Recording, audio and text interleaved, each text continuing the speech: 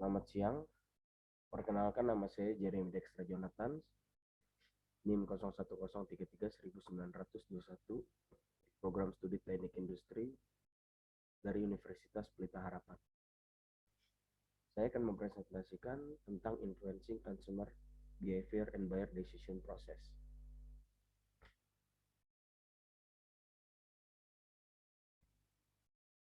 Dalam kehidupan sehari-hari, customer seringkali mengikuti kebiasaan dalam membeli sebuah produk. Saya akan menjelaskan faktor-faktor yang terdapat di dalamnya. Pertama, terdapat kultural.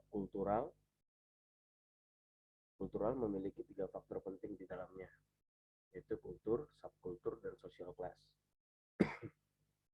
Pertama ada kultur.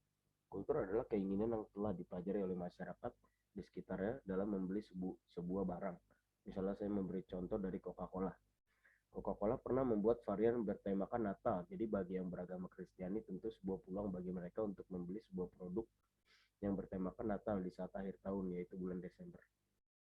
Biasanya di saat orang merayakan Natal, mereka akan membeli banyak barang yang bertemakan Natal untuk dekorasi rumahnya. Setelah itu kita menuju ke subkultur. Subkultur secara singkat menjelaskan tentang kebangsaan, agama, kelompok, dan wilayah. Tidak jarang kita temui iklan-iklan atau produk yang mensponsori sesuatu untuk memenuhi kebutuhan. Misalnya brand jam tangan Rolex yang mensponsori F1. Hal tersebut bertujuan untuk memberitahu kepada orang dan membangun stigma masyarakat terhadap merek Rolex. Itu sangat ekspensif, sampai di ajang bergengsi seperti F1 saja nama Rolex dapat terpampang banyak di papan sponsor. Cara tersebut berfungsi untuk mengenalkan ke masyarakat betapa mewahnya merek Rolex tersebut, dan pasti yang memakai brand tersebut bukan orang sembarangan. Setelah itu kita menuju ke social class. Social class biasanya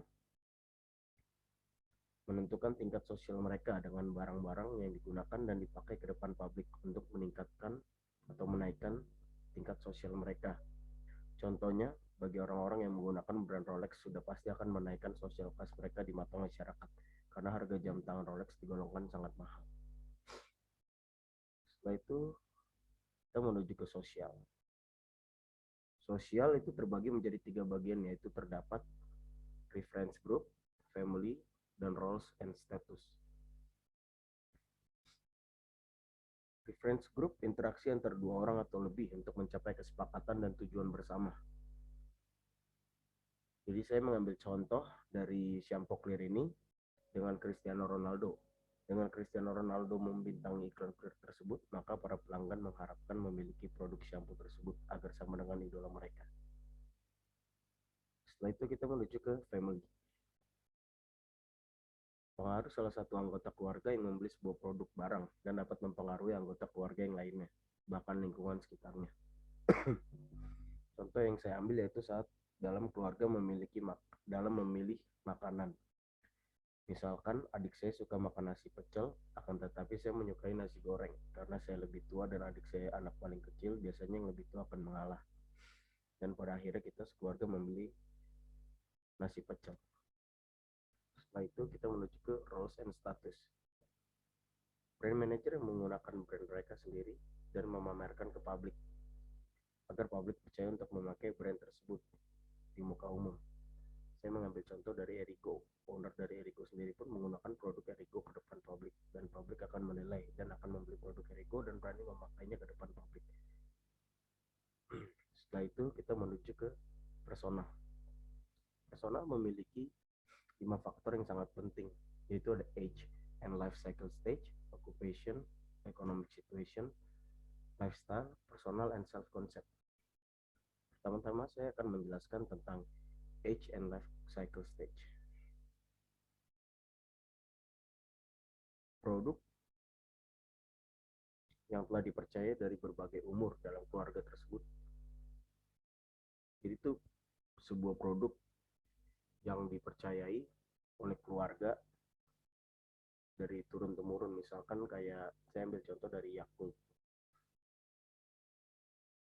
Semua keluarganya minum Yakult. Brand tersebut sudah dipercaya oleh keluarga tersebut untuk membersihkan usus atau mendetoks usus secara turun-temurun. Setelah itu secara singkat occupation, kita menuju ke occupation.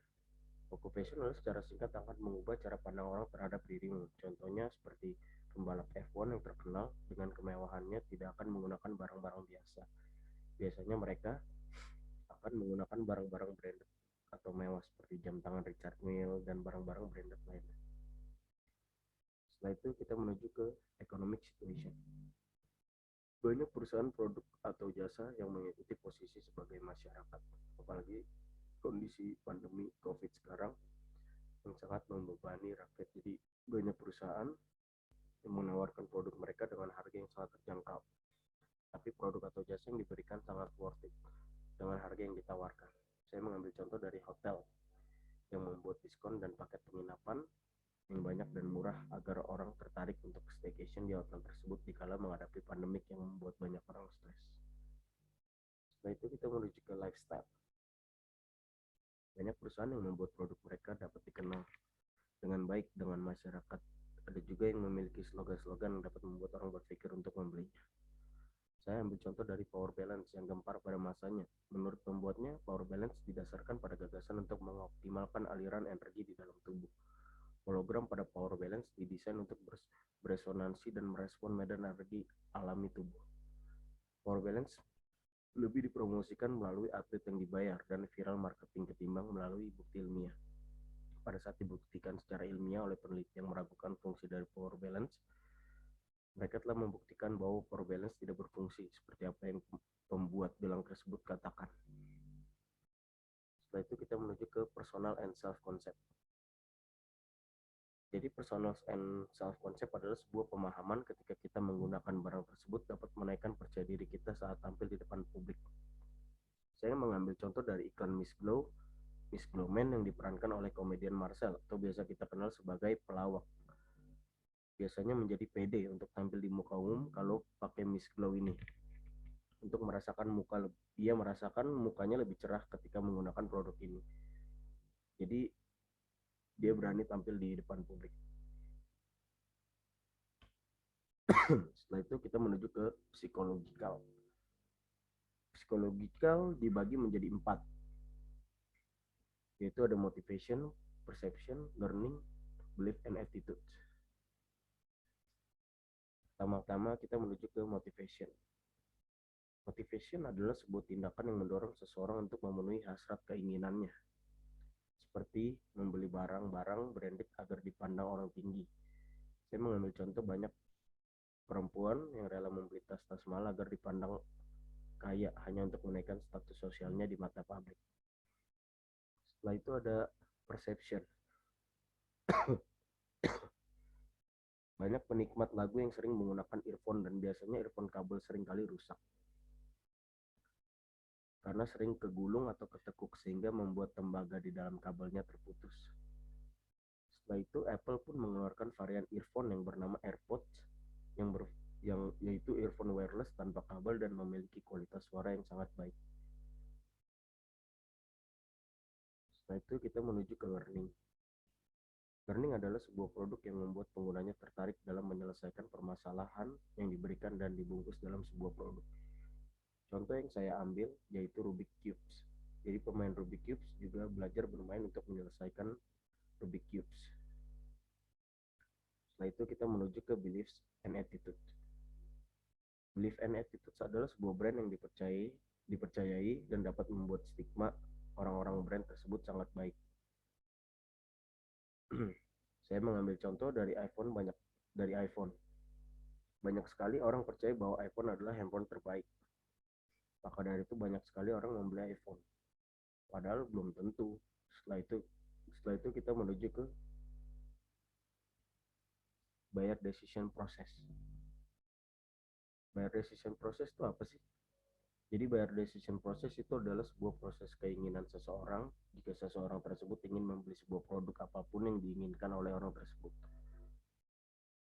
Jadi buyer decision process dibagi menjadi 5 bagian penting. Yaitu ada need recognition, setelah itu ada information search, setelah itu ada evaluation of alternative, Setelah itu ada purchase decision, dan yang terakhir ada post purchase behavior. Pertama-tama need recognition. Need recognition adalah barang yang dibutuhkan seseorang, biasanya kebutuhan yang dapat membantu dan mempermudah segala urusan keseharian orang tersebut. Contohnya, jika seseorang membeli handphone, maka mereka kebanyakan akan membeli case-nya juga karena untuk melindungi bodi handphone dari benturan benda. Setelah itu, information search. Information search adalah menggali informasi dan mencari informasi terhadap produk yang ingin orang tersebut beli. Contohnya, biasanya ketika handphone meluncurkan varian baru, mereka akan memberikan pilihan warna yang berbeda-beda. Dan tersedikit juga orang mencari informasi tentang warna yang bagus untuk varian handphone tersebut. Bahkan tak jarang juga untuk mencari sampai spesifikasi handphone tersebut sebelum membelinya. Setelah itu kita menuju ke evaluation of alternative. Mencari informasi mengenai produk atau produk-produk lain atau kompetitornya untuk mendapatkan perbandingan dengan produk yang orang tersebut ingin beli. Contohnya, banyak sekali orang yang sebelum membeli handphone biasanya mereka akan membandingkan handphone yang memiliki harga setara tapi memiliki keunggulan, misalnya seperti fitur, kamera, dan lain-lain. Setelah itu kita menuju ke purchase decision. Memilih barang atau produk yang ingin kita beli. Contoh pertimbangan dalam membeli handphone, iPhone atau Samsung biasanya dibandingkan dari harga, fitur, kamera, dan lain-lain. Setelah itu kita menuju ke yang terakhir, terdapat post purchase behavior. Post purchase behavior itu adalah setelah membeli sebuah barang akan menjadi sebuah kebiasaan untuk memakai barang tersebut, dan akan aneh jika menggunakan barang yang lain. Biasanya orang tersebut akan menginfluence orang sekitar untuk menggunakan produk sama seperti yang ia gunakan. Contoh, di saat orang yang dari dulu menggunakan iPhone, mereka akan membutuhkan waktu jika menggunakan handphone lain. Sekian presentasi dari saya mengenai influencing consumer behavior and buyer decision process. Maaf jika ada salah kata. Terima kasih.